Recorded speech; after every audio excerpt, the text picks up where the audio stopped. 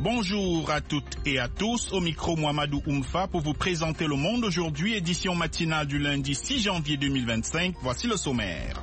Journée à haut risque ce lundi en Guinée, les forces vives de l'opposition et de la société civile appellent à manifester pour mettre fin à la transition militaire. Le leader de l'opposition mozambicaine annonce son retour d'exil jeudi prochain, au moment où des tensions post-électorales ont fait des dizaines de morts. Au Cameroun, des évêques de l'église catholique dénoncent la mauvaise gouvernance et s'opposent à une nouvelle candidature de Paul Biya à la présidentielle de novembre prochain après 41 ans au pouvoir. On interdit aux Camerounais d'exprimer leur souffrance. Qui va-t-on gouverner lorsqu'on aura broyé tous les Camerounais dans le Moulinex ou qu'on sera passé sur eux avec le rouleau compresseur? Le reportage de notre correspondant à Yaoundé à suivre dans la partie magazine. Dans une dizaine de minutes, les nouvelles économiques avec Alexandrine Holognon et les sports présentés par Élisée Ompatine. Mais pour commencer, voici le journal. En Guinée, les principaux partis d'opposition et organisations de la société civile appellent à des manifestations à Conakry pour réclamer le départ de la junte au pouvoir. Selon un communiqué des forces vives de Guinée, le collectif regroupant ces partis et organisations, les manifestations dans les rues et sur les places publiques commenceront le 6 janvier dans le Grand Conakry et continueront ultérieurement dans les préfectures de l'intérieur. Ce collectif avait par ailleurs réaffirmé sa volonté de ne plus reconnaître le pouvoir dirigé par les militaires à partir du 31 décembre 2024, date de la fin de la période dite de transition. Le chef de la junte, le général Mamadi Doumbouya, avait annoncé mardi dans un discours à l'occasion du Nouvel An que 2025 sera une année électorale cruciale pour parachever le retour à l'ordre constitutionnel, mais sans donner de date précise. Auparavant, le régime s'était également organisé avant la fin de l'année 2024 un référendum constitutionnel qui ne s'est pas tenu. L'armée malienne a affirmé durant le week-end avoir arrêté 2 terroristes, dont un chef de premier plan de l'organisation djihadiste État islamique au Grand Sahara. Elle affirme également avoir tué plusieurs de ses combattants dans une opération la veille dans le nord du pays. Le point avec Abdourahmane Dia. Dans un communiqué, l'armée confirme l'arrestation de Mahmad Ould Erkehil, surnommé Abou Rakia, et récemment Abou H, un chef de premier plan de l'État islamique au Grand Sahara. L'armée présente Abou H comme un terroriste longtemps recherché et connu des services de renseignement pour sa responsabilité et la coordination des pires exactions et abus contre les populations dans la région de Ménaka et Gao, ainsi que les attaques contre les forces armées maliennes. L'opération menée vendredi par les unités engagées dans la région de Gao a également permis la neutralisation de plusieurs de ces combattants et la récupération de divers matériels militaires, y compris d'innombrables matériels de fabrication d'engins explosifs improvisés, dit le communiqué. Le Mali est en proie depuis 2012 aux agissements de groupes affiliés à Al-Qaïda et à l'organisation État islamique. Le principal opposant mozambicain Venancio Mondlane, qui a dirigé depuis l'étranger des manifestations dénonçant les résultats des élections d'octobre, au cours desquelles des dizaines de personnes ont été tuées, a annoncé dimanche son retour la semaine prochaine. L'opposant avait quitté le Mozambique aux alentours du 21 octobre, disant craindre pour sa vie après l'assassinat de 2 de ses proches. Depuis la proclamation des résultats des élections du 9 octobre, il conteste sa défaite face au candidat du parti au pouvoir depuis un demi-siècle, le Frélimo. 2 mois de manifestations, de grèves et de blocages ont coûté la vie à quelques 300 personnes, pour la plupart des manifestants tués à balles réelles, d'après une ONG locale. En RDC, la rébellion du M23, groupe armé soutenu par le Rwanda, a pris le contrôle de Massissi. Il s'agit d'une ville clé dans l'Est congolais. Rosine Mounezero. C'est avec consternation que nous apprenons la prise de Massissi Centre par le M23, a indiqué Alexis Bahunga, député de la province du Nord Kivu, où la ville de Massissi est située.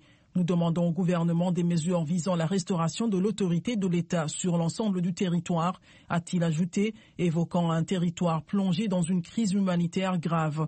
Le centre de la ville est calme pour le moment, mais des civils ont fui vers des hôpitaux pour échapper à des coups de feu tirés plus tôt dans la journée de samedi, a indiqué une source hospitalière sous le couvert de l'anonymat, ajoutant qu'il y a eu des blessés côté civil, mais que jusque-là, aucun décès n'a été enregistré à l'hôpital. Masisi est situé à environ 80 km au nord de Goma, la capitale de la province du Nord Kivu, sur une route menant dans l'intérieur du pays. Depuis novembre 2021, la rébellion du M23 s'est emparée de vastes pans du territoire dans l'est de la RDC, riche en ressources naturelles et déchiré depuis 30 ans par des conflits. Le chef de l'armée soudanaise, le général Abdel Fattah al-Burhan, a salué une initiative turque visant à résoudre le conflit qui déchire le pays depuis 20 mois, des efforts de médiation également salués par les Émirats arabes unis. Eric Manirakiza. Lors d'une réunion tenue le week-end à Port-Soudan, le général Abdel Fattah al-Burhan a exprimé au vice-ministre turc des Affaires étrangères le soutien des dirigeants soudanais à l'initiative proposée par le président turc, selon les déclarations du ministre soudanais des Affaires étrangères Ali Youssef. Le Soudan a besoin de frères et d'amis comme la Turquie, a déclaré M. Youssef, ajoutant que l'initiative pouvait conduire à la réalisation de la paix au Soudan. Début décembre, M. Erdogan avait déclaré lors d'un entretien téléphonique avec le général de Burhan que son pays pourrait intervenir pour résoudre les différends entre le Soudan et les Émirats arabes unis, ainsi que pour établir la paix et la stabilité au Soudan. Le gouvernement soudanais soutenu par l'armée a accusé à plusieurs reprises les Émirats arabes unis de soutenir les paramilitaires des forces de soutien rapide FSR, des allégations systématiquement réfutées par les Émirats. En décembre, Khartoum a affirmé que les FSR avaient utilisé des drones assemblés aux Émirats pour des attaques depuis le territoire tchadien. De son côté, N'Djamena a catégoriquement démenti toute implication dans le conflit interne au Soudan. VOA Afrique, à Washington, vous êtes à l'écoute du monde aujourd'hui.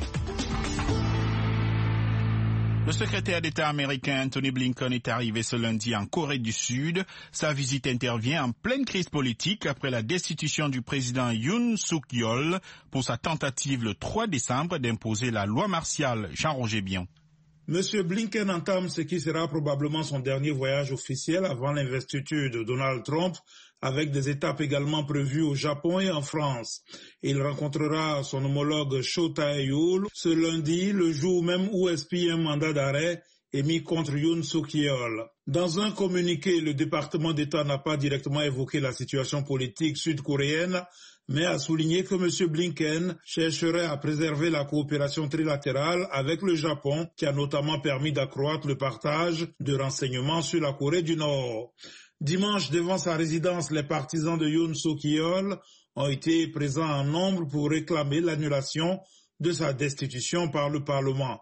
Les opposants du président déchu, quant à eux, exigent son arrestation après une première tentative infructueuse des enquêteurs tenue en échec vendredi par la garde présidentielle. Les enquêteurs ont jusqu'à 15h GMT ce lundi pour exécuter le mandat d'arrêt émis contre M. Yoon afin de le contraindre à répondre aux questions sur sa brève mise en œuvre de la loi martiale. Par ailleurs, le service anticorruption chargé de l'enquête sur la loi martiale en Corée du Sud a annoncé ce lundi qu'il allait demander à la justice un délai supplémentaire pour arrêter le président déchu Yoon Suk-yeol, retranché dans sa résidence de Séoul. Le mandat d'arrêt, délivré le 31 décembre par un tribunal de Séoul, expire ce lundi à minuit heure locale, 15h GMT. Une dangereuse tempête hivernale s'est abattue hier dimanche sur le centre des États-Unis où des millions de personnes sont menacées par des conditions de blizzard. Plus de 60 millions de personnes se trouvent sur la trajectoire de la tempête qui va balayer les États-Unis du centre jusqu'à l'est avec de l'air arctique jusqu'à ce lundi et entraîner de fortes perturbations des déplacements. Le service météorologique national a prévenu contre les risques de verglas, neige et vents violents de l'ouest du Kansas jusqu'aux États côtiers du Maryland, du Delaware et de la Virginie, soit une bande de territoire large de 2400 km. L'agence a averti que certaines régions connaîtraient leur plus forte chute de neige depuis 10 ans. Le Premier ministre canadien Justin Trudeau, sous pression depuis des semaines, pourrait annoncer sa démission dans les prochains jours, a rapporté dimanche le journal The Globe and Mail, citant 3 sources anonymes au fait des affaires internes du parti. Le quotidien indique que l'annonce de M. Trudeau pourrait intervenir dès ce lundi. L'annonce serait faite en amont d'une réunion nationale de son parti prévue mercredi, selon les sources du Globe and Mail. Jusqu'ici, Justin Trudeau, qui avait annoncé son intention de se représenter, est crédité dans les sondages de plus de 20 points de retard sur son rival conservateur Pierre Poilievre. Voilà pour le journal. Vous écoutez Le Monde aujourd'hui sur VOA Afrique et voaafrique.com. À présent, les dernières nouvelles économiques en Afrique et ailleurs. La Minute Éco, c'est avec Alexandrine Holognon. Le Ghana annonce une exemption de visa pour les Africains dotés d'un passeport. La mesure prend effet à partir du début de cette année, a annoncé le président sortant, marquant la volonté d'accentuer l'intégration économique continentale. Cette annonce intervient quelques jours avant que Nana Akufo-Addo quitte le pouvoir ce 6 janvier après 2 mandats successifs. John Mahama, candidat de l'opposition vainqueur de la présidentielle de décembre, lui succède. Le président américain Joe Biden a annoncé qu'il bloquait le rachat prévu du grand nom de l'acier américain US Steel par le géant japonais Nippon Steel. Selon Biden, cette fusion placerait l'un des plus grands producteurs américains d'acier sous contrôle étranger et poserait des risques pour la sécurité nationale et les chaînes d'approvisionnement essentielles. General Motors est de nouveau arrivé en tête des ventes de véhicules aux États-Unis en 2024, devant Toyota, notamment grâce aux voitures électriques qui ont encore accéléré au 4e trimestre. L'an dernier, General Motors a écoulé 2,7 millions de véhicules, soit 4% mieux qu'en 2023, selon un communiqué publié vendredi. Et maintenant, l'actualité sportive, c'est avec Élisée Ompatine. Salut Élisée. Bonjour Mohamedou et bonjour à tous. On parle uniquement football ce matin avec la 4e journée des interclubs de la CAF. En Ligue des Champions, Al Hilal du Soudan devra patienter avant de valider sa qualification pour les quarts de finale. Oui, la faute à ce nul. 1-1 concédé à domicile face au Mouloudia d'Alger. Le club de Omdurman est vaincu dans ce groupe A compte 10 points, à 5 unités de son adversaire du jour. Les Tanzanais de Yanga, vainqueurs 1-0 du TP Mazembe, se replacent dans la course à la 2e place. Quant aux Marocains de l'ASFA, ils se rapprochent aussi des quarts de finale après avoir battu 2-0 les Congolais de Maniema Union. Les militaires de Rabat occupent la première position du groupe B avec 8 points, suivis des Sud-Africains de Mamelodi Sundowns, battus 1-0 par le Raja de Casablanca. Le second représentant sud-africain, Orlando Pirates, prend lui les commandes du groupe C. Le club de Soweto, après avoir fait voler en éclats le stade d'Abidjan 3-0, passe devant le National du Caire, défait 1-0 par les Algériens du CR Belouizdad. Orlando Pirates réunit 8 points, un de plus que le tenant du titre Al Ahly et 2 sur le Shabab. Enfin, c'est plus que serré dans la poule T après la défaite de l'Espérance de Tunis au Caire 1-0 devant Pyramide. Ce précieux succès permet aux Égyptiens de rejoindre les Tunisiens en tête du classement avec 7 points. Les Angolais de Sagrada Esperanza sont 3e avec 5 points après avoir réalisé l'essentiel 1-0 face aux Maliens de Tcholiba, toujours bon dernier. Élysée, par contre, en Coupe de la Confédération, il y a déjà un qualifié pour les quarts de finale. Tout à fait, Mohamedou. Il s'agit de la Renaissance de Berkane qui a réussi le carton plein, 4 victoires en 4 matchs. La dernière, c'était hier à Bamako, 1-0 aux dépens du stade malien. Les Marocains, qualifiés pour le tour suivant, ont 6 points d'avance sur les Sud-Africains de Stellenbosch, victorieux 2-0 des Angolais de Lundasoul. Les Maliens descendent à la 3e place avec 4 points. Une position qui met en difficulté le club quand on écoute son entraîneur, Mamoutou Kane Mourlé, qui l'assume. Un match compliqué, difficile. Dans l'entame du jeu, j'ai dit ça. Mais aujourd'hui, je ne peux rien reprocher à mes joueurs. Tout ce qui n'a pas marché, peut-être c'est moi, et je l'assume. Je les félicite pour le courage, la détermination, l'engagement qu'ils m'ont donné. Ça veut dire que cette équipe, malgré les déchets techniques, cette équipe peut remporter la Coupe d'Afrique. Mamoutou Kane Mouroulé, entraîneur du stade malien au micro de notre correspondant à Bamako, Siaka Traoré. Dans le groupe A, 2 clubs ont pris une sérieuse option sur la qualification. Oui, les Algériens du CS Constantine et les Tanzanais de Simba. Les 2 clubs totalisent 9 points chacun suite à leurs succès respectifs. 4-0 sur les Angolais de Bravos Domaki et les Tunisiens du club sportif Sfaxien. Sinon, dans les autres matchs, l'USM Alger, après son nul 1-1 à Abidjan devant la SEC, conserve la tête du groupe C avec 8 points devant les Mimos qui en comptent 5. Le Djarab du Dakar prend la 3e place après avoir battu 1-0 les Botswanais d'Orapa United. Sa première victoire après 4 journées. Merci Élisée.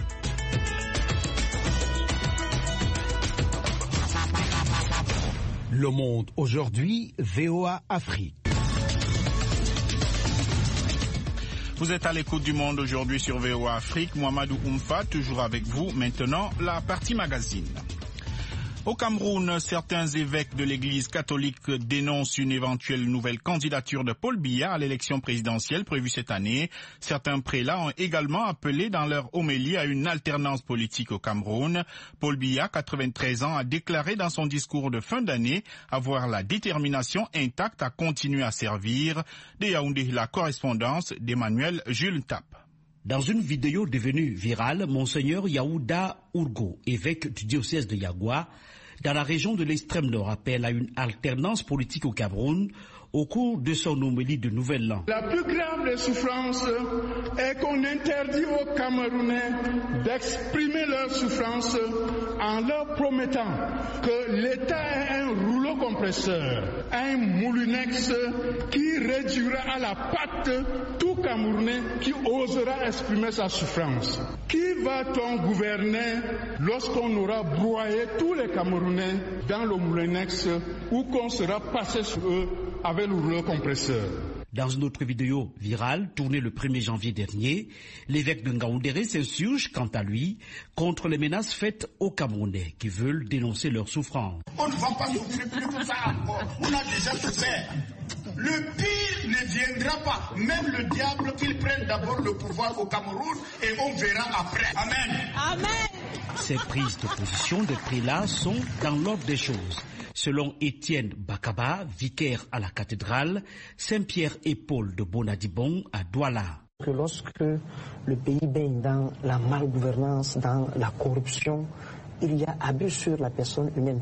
C'est une mission hautement prophétique. Donc, les évêques ne peuvent pas se contenter aujourd'hui dans un contexte comme celui-ci de rester dans le confort de leur sacristie. Ils doivent sortir pour éclairer les chrétiens sur les questions sociales à partir de la lumière de l'Évangile. En fin d'année dernière, Paula Tangandji, ministre de l'administration territoriale, avait annoncé être en possession d'éléments contre certaines associations religieuses qui brandissent l'épouvantail du chaos en 2025. Le ministre avait alors prévenu. Toutes ces personnes qui jettent de l'huile sur le feu n'ont qu'à bien se tenir durant toute l'année 2025. Il n'y aura pas d'espace pour les fauteurs de troubles, quel que soit leur titre ou grade. L'ordre public sera maintenu et renforcé. En toutes circonstances, force restera à la loi. Dans une lettre ouverte au prélat, le ministre délégué auprès du ministre de la Justice, Jean de Dieu Momo, dénonce, je cite, une exagération blasphématoire, attentatoire au fondement biblique. Fin de citation. Sur sa page Facebook, Grégoire Owona, le secrétaire général adjoint du comité central du RDPC au pouvoir, tempère.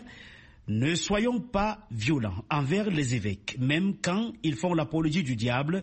Gardons notre sérénité et continuons à travailler en intégrant bien ce qu'on nous reproche pour le corriger, a-t-il écrit.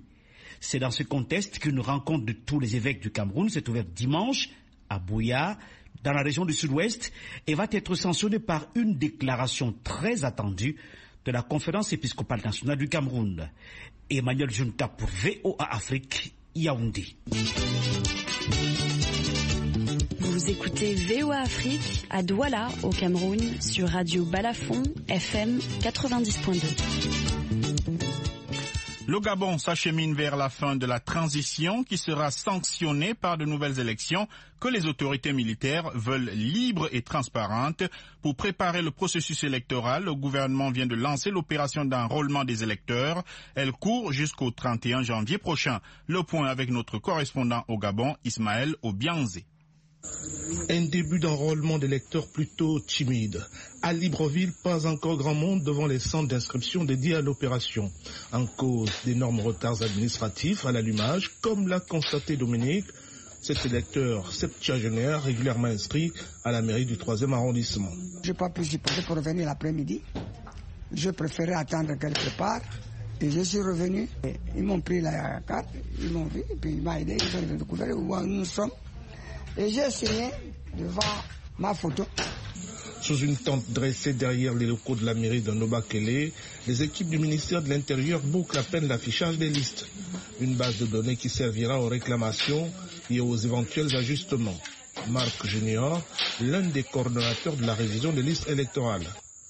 Je rassure la population que l'enrôlement va bien se passer. L'électorat est déjà affiché.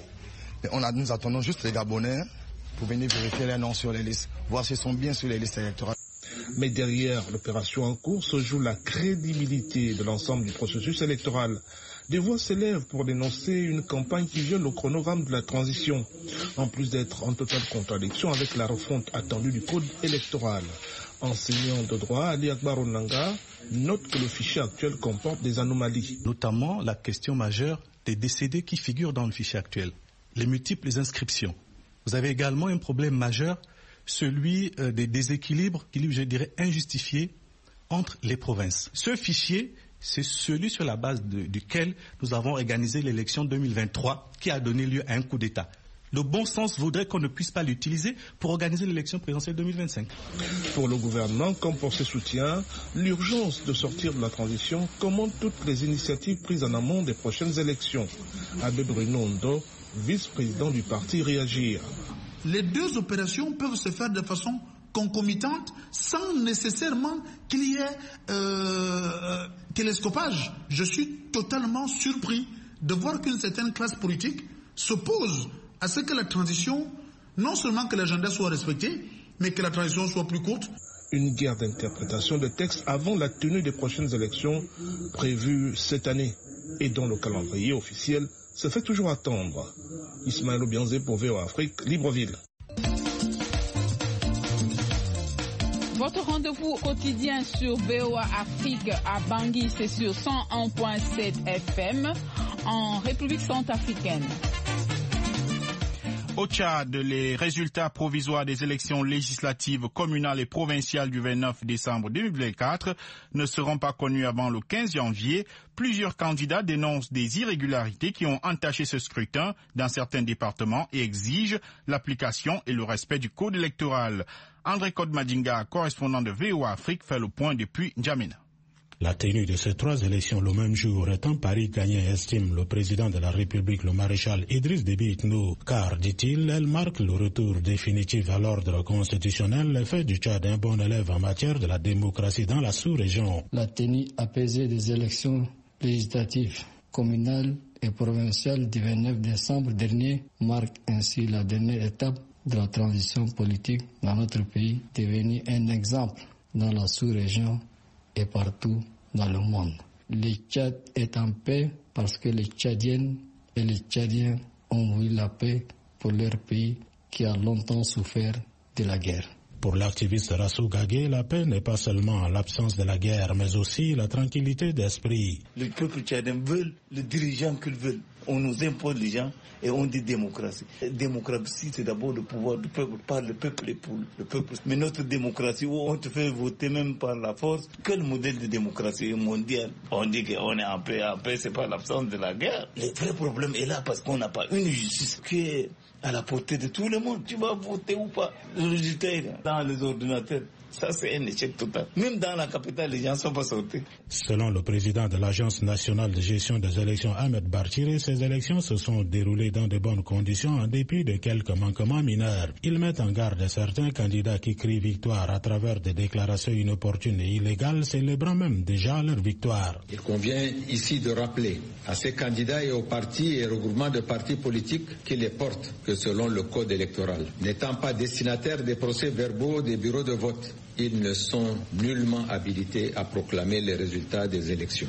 il n'est pas superflu de rappeler les acteurs politiques qui concourent au suffrage universel que le Code électoral a prévu des sanctions, y compris pénales, qui s'appliquent à ceux et celles qui ont des comportements déviants vis-à-vis de la loi. Plusieurs partis et regroupements de partis politiques qui ont présenté leurs candidats à ces élections dénoncent l'ouverture tardive de certains bureaux de vote, le manque des urnes et des bulletins de vote, le bourrage des urnes. Rassam Mouga, secrétaire général adjointe de l'Alliance des défenseurs des droits humains et de l'environnement, attire l'attention des organes chargés d'organiser ces élections sur ces irrégularités. Nous appelons d'ores et déjà l'ANCHE à traiter avec objectivité, impartialité et indépendance les différents procès-verbaux issus de ces élections, à l'effet d'éviter au pays toute convulsion politique. Et le Conseil constitutionnel d'en donner un gage de crédibilité quant à la diligence à faire en cas de contentieux et sur les irrégularités mises en avant tant par les candidats que par les observateurs et surtout pour la proclamation définitive